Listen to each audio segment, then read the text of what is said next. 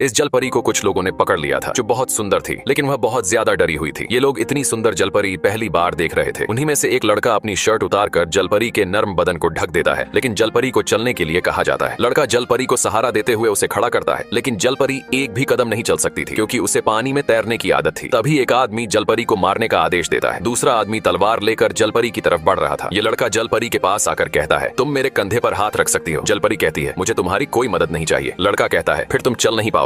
इतना सुनने के बाद जल परी उसके कंधे पर हाथ रखती है, लेकिन लड़का जल परी को चलाने के बजाय उसे गोद में उठा लेता है और कहता है, मैं इसे लेकर चल सकता हूँ। अब सभी वहाँ से आगे बढ़ते हैं और थोड़ी दूर जाने के बाद एक जगह आराम करने के लिए रुकते हैं। लड़का जल परी को नीचे बैठाता है और कहता है, सच में तुम एक चांद हो। तुम्हारे जैसी सुंदर जल परी मैंने अपनी जिंदगी में कभी नहीं देखी। लड़के की यह बात सुनकर जल परी उस पर फिदा हो जाती है। जल परी कहती है, तुम एक नेक इंसान हो। मदद करने वाला इंसान ही सच्चा नेक इंसान होता है। इन दोनों की मुलाकात अब एक प्यार में बदल गई थी। तभी इन लोगों का सरदार जल परी को जानवर कह देता है। लड़का गुस्से में अपने सरदार पर चिल्लाता है। सरदार को बहुत बुरा लगता है। रात के समय उन्होंने जल परी को पकड़ रखा था। वे लोग जल परी को रोने के लिए कह रहे थे, ताकि वे उसके आंसू इकट्ठा कर सके, क्योंकि जल परी के आंसू अमृत के समान थे। लेकिन जल परी बिल्कुल भी नहीं रो रही थी। तभी वे लोग उसी लड़के को मारने की धमकी देते हैं, क्योंकि जल परी उससे प्यार करती थी। वे लोग लड़के को मार देते हैं, लेकिन फिर भी जल परी आंसू नहीं बहाती। लड़के की लाश को फेंक दिया जाता है। अब जल परी को एक नदी के पास बांध दिया गया था। तभी उस लड़के को होश आता है। लड़का अभी जिंदा था। अब लड़का जल परी के बंधे हाथ खोल देता है। जल परी लड़के को जिंदा देख हैरान थी। लड़का कहता है, तुम मेरी दुनिया हो, मैं तुमसे बहुत प्यार करता हूँ। इतना सुनते ही जल परी की आंखों से आंसू निकल आते हैं। तभी वही लोग वहाँ आकर जल परी को पकड़ लेते हैं और उसके आंसुओं को एक बोतल में भर लेते हैं। जल परी के आंसू अमृत समान थे, लेकिन जल परी को लग रहा था कि लड़के ने उसे धोखा दिया है। उसे बहुत बुरा लगता है, जबकि लड़का बिल्कुल निर्दोष था। अब ये लोग वहाँ से निकल पड़ते हैं। रास्ते में इन्हें एक आदमी मिलता है, जिसके पास 2 प्याले थे, जिन्हें उसने एक सुअर के ऊपर बांध रखा था। ये लोग उस आदमी को एक दिशा यंत्र देते हैं और बदले में 2 प्याले ले लेते हैं। ये सभी मृत्युंजय अमृत की तलाश में जा रहे थे। रास्ते में उस आदमी को पेड़ के पत्ते पर पानी की एक बूंद दिखाई देती है। वह बूंद को अपने हाथ पर उठा लेता है। ये पानी की बूंद पवित्र थी और उन्हें अमृत का रास्ता दिखाने वाली थी। अब रास्ता उनके सामने था, जो चट्टान के नीचे था। यह जगह रहस्यमयी थी। कोई भी हरकत करने पर वे मारे जा सकते थे। उन्हें बिना किसी चीज को छुए आगे बढ़ना था, लेकिन आगे चलकर रास्ता खत्म हो जाता है। वह आदमी उन 2 प्यालों को मांगता है और सभी को पीछे हटने के लिए कहता है। सभी पीछे हट जाते हैं। आदमी जोर से उन प्यालों को आपस में बजा देता है